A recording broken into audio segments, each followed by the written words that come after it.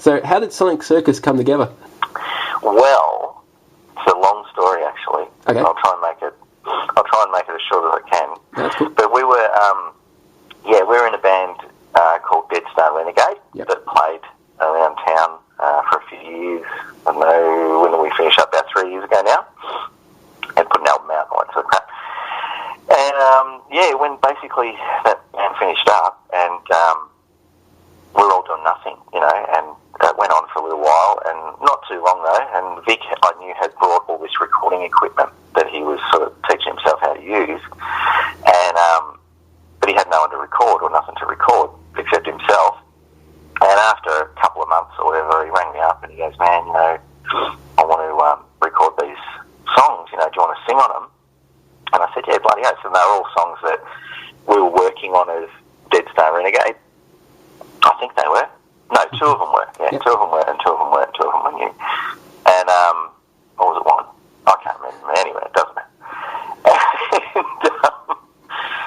so we decided we were going to do it, and then he'd been in contact with Al, and he said, "Oh, I think Al wants to play guitars on it as well." And I said, "Okay, cool." And then we needed to get a drummer, and we had no one, of course. And Al was getting some guitar lessons, or he knew Bob Spencer, the used to be in the Angels, Bob Spencer Blues Explosion and all that.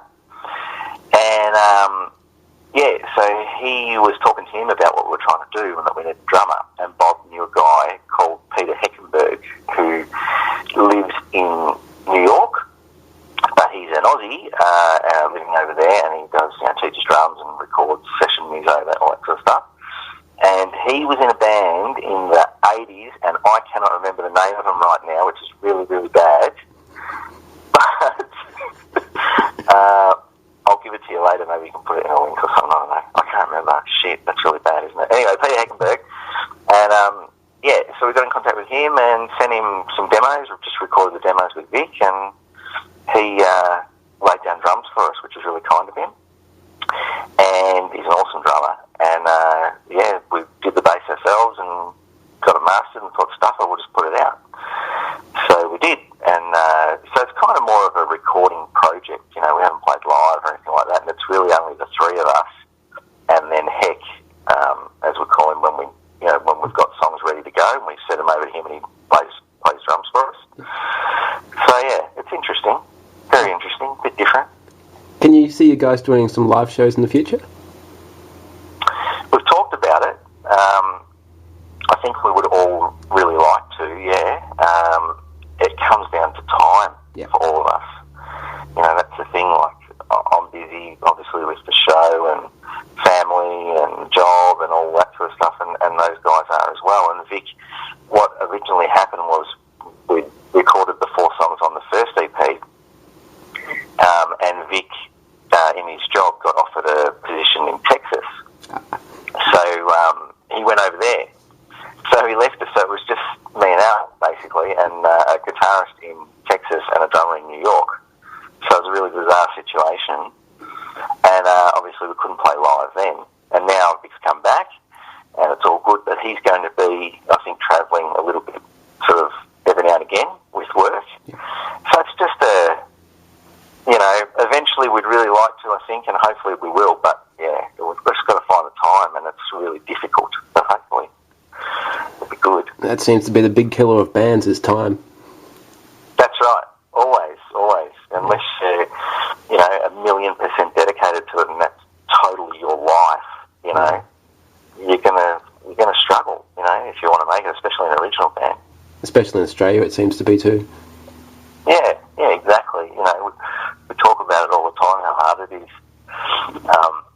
It's for everyone, but there's some bands, like, there's some pretty cool bands that are doing really well, but, geez, they're busting their ass, busting their ass, man.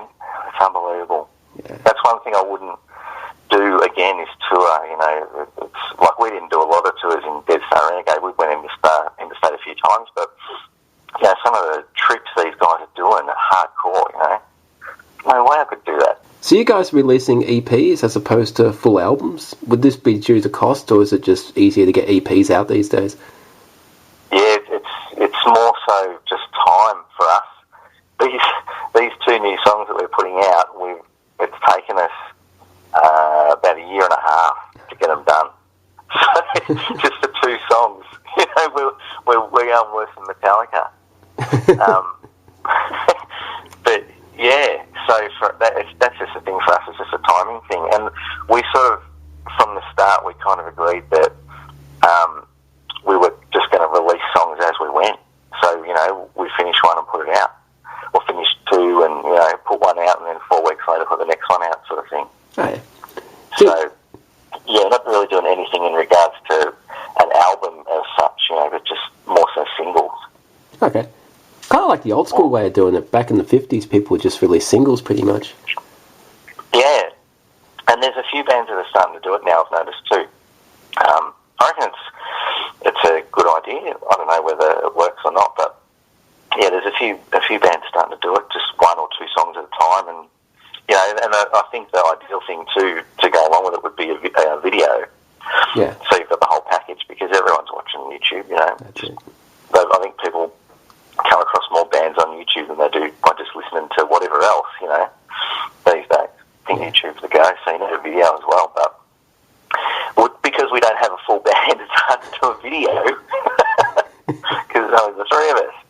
So we kind of do lyric videos instead, try and make them interesting. So that's how we sort of try to get around it anyway. Yeah. So when you're recording a song, what's the parts that you enjoy the most, and what's the parts you enjoy the least?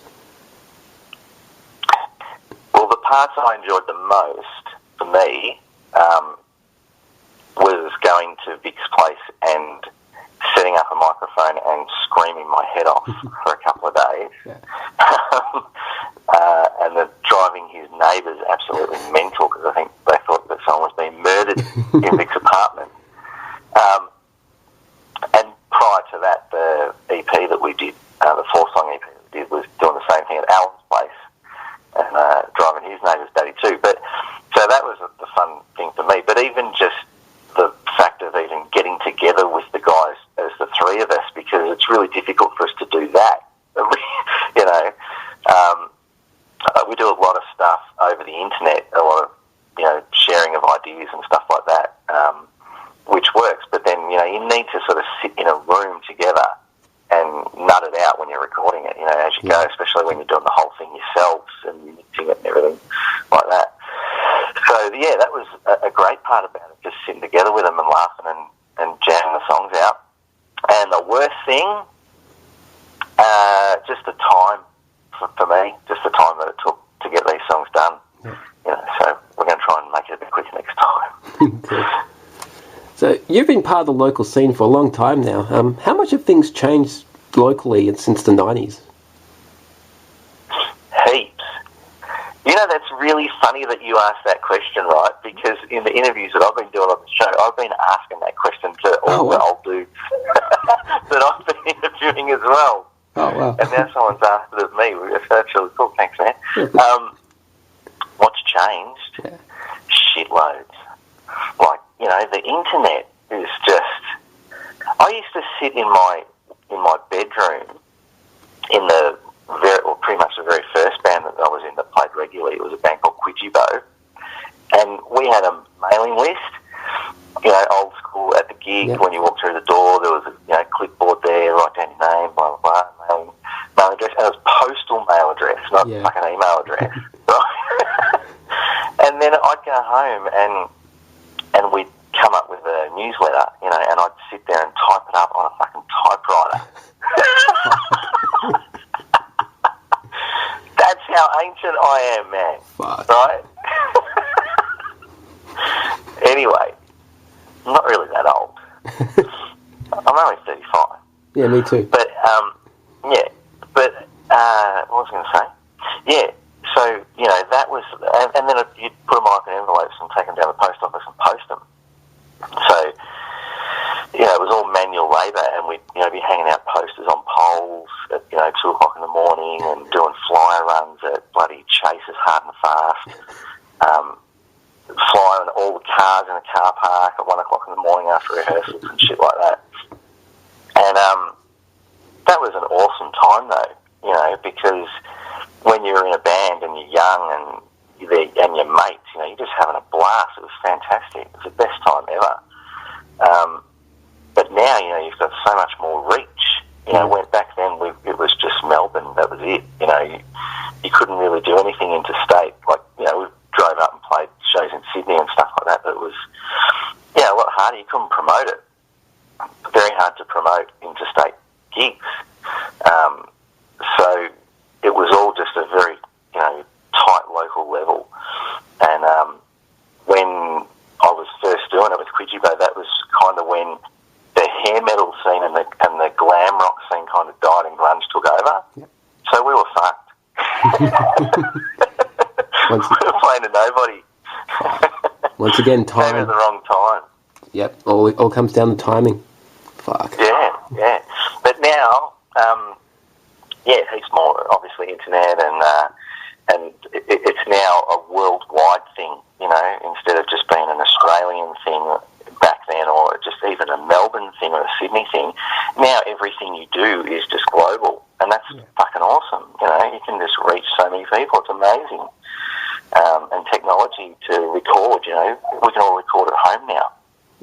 You don't have to go and spend 20 or 30 grand in a studio anymore. You can just do it yourself at home for $1,000 or cheaper,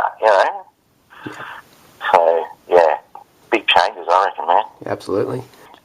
Just getting back to when grunge hit and you guys were fucked, you seem to have no genre snobbery these days. There's no current trend of what's in. So you can have grunge one day, thrash the next, hair metal the day after. Do you think that's a good thing, or do you think that everyone's just kind of chasing their tails these days?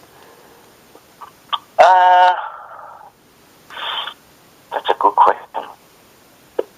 I think it's a good thing because you can whatever style of music you're into. If there's one specific style that you really prefer over everything else, then there's a band out there in the local scene that can accommodate you, and probably do it really well because we've got so many great bands here.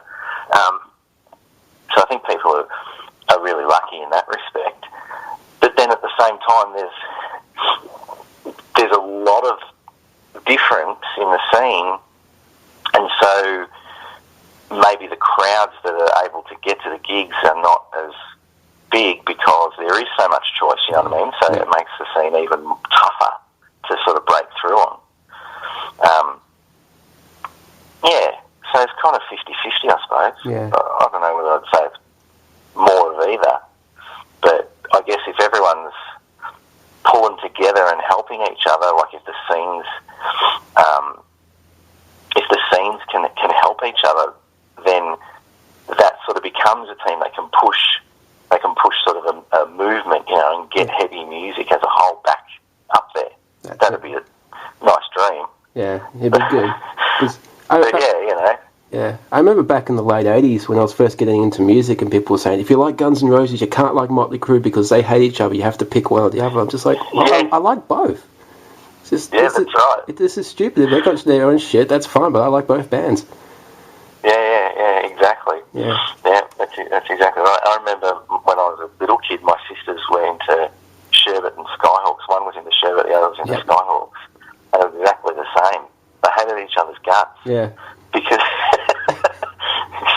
they weren't allowed, you weren't allowed to like the other bands. It was pretty funny. Yeah, crazy. Have some good fights over the stereo.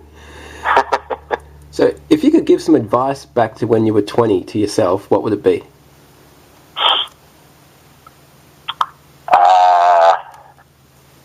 Probably go harder. Yeah.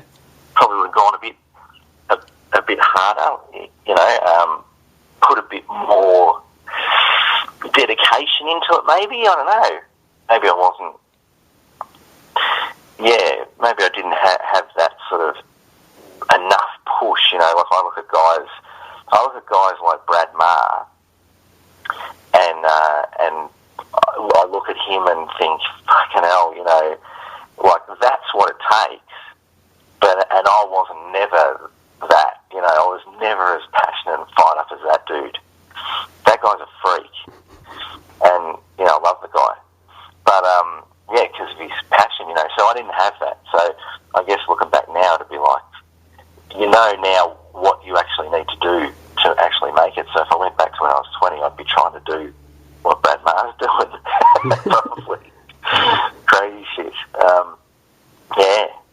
So that's probably the bit of advice I'd give myself, and probably to just relax more and not stress as much about it, because we're all, you know, when you're young and you're really trying to get somewhere, you're loving it, but you're also stressing about it at the same time, and trying to push yourself further, and that kind of can take away some of the enjoyment, I think, when you look back. Yeah. Okay. Through watching the show, the audience gets a taste of what music you like, and it's pretty widespread. Overall, what does music mean to you, and what keeps you inspired to keep making it? Music is my release. That's my thing that I need to do, if you know what I mean. Yep. Like, I guess everyone has something, you know, that they are really passionate about, you know, and want to do. And so, yeah, that's like my release. That's how I let some steam off and that sort of stuff. So, what was the question again? What does it mean to you? Yeah. I think you answered it, man. Sorry? What does music mean to you? I think you answered it. Yeah, that's what it means to me. Yeah, exactly. No, I thought you had a second part to it, sorry. No, I had a second part to it. What keeps you... I've covered off that bit, but I didn't get the other bit. No, yeah, that's cool. What keeps you inspired to keep making music? When I'm just sitting at my desk at work, just working away, or sitting on the train on the way to work or on the way home or whatever, like, I'll be laying in bed and I'll have like not a whole song, but like I'll have a riff that'll start off in my head, and I'll kind of just get wrapped up in it. And then, you know, I start sort of thinking about it and trying to make something of it in my head so that I can get to the point where I can hum it into my phone, because I can't play it on guitar, so I have to send a hummed riff to Vic or Al to transpose for me. And so, you know, it's just become like part of my life. Like, I'm hearing music in my head all the time. Like, if I'm not listening to it, doing album reviews for the show or whatever, I'll have music going on in my head. And so you just keep going, like, you keep recording it, and then, yeah, you're trying to write a song out of it, I guess. It's just like I don't know, yeah. Okay. The noise in my head. It's cheaper than a therapist. That's right. Fuck. I do need one, I think. I think everyone does at some degree. Yeah. Making that question a bit general, do you think music means as much to people as it used to? Nah. No. I don't. No, I reckon it's become throwaway, almost. Yeah. Yeah, which is really sad, you know. But I think that's, you know, it's not necessarily that there's bad music. Oh, hang on, no, there is bad music out there. There's really shit music out there, isn't there? Absolutely. Right? And so, you know, you look at younger people these days and you look at what they've got to listen to, and I guess they love it because that's what they've been brought up on, but you know that it's shit. Yeah. You know what I mean? Yeah. And so I think they just get distracted by so many things that music's just like a little piece of it now, whereas when we were all younger, you know, there wasn't so much to do, and so music was huge, you know. That was how you sort of celebrated things at home and all that sort of stuff, and just in general, you know, just music was great. So, and people had more time to concentrate on it, but now they don't. Yeah. Which is a bit sad. Halfway through a record, you had to get up and turn it over. Kind of woke up a little bit. Yeah. Yeah, that's right. But in the meantime, you know, you're sitting down listening to it and looking at the album cover and reading all the lyrics and looking at, you know, just all this shit, and it was great. Yeah. Pictures and trying to figure out what the lyrics mean and how they got that guitar tone. Yeah. Yeah. But yeah, you know, it doesn't happen anymore, I don't think. Is there a story behind the new song? The River? Yeah. Well, I was actually thinking that you might ask me that question before, and so I was trying to think of an answer, and I couldn't come up with anything. But, no, so you're talking lyrically, obviously, yeah? Yeah. It's kind of about a person that's got some mental issues, and he's kind of been pushed down his whole life, you know, always, you know, a loser and whatever else, you know. And he's gotten to the point in his life where he knows he's got to do something about it, you know, because no one's helping him and whatever. So he decides, you know, to do something about it and kind of rise up, you know, and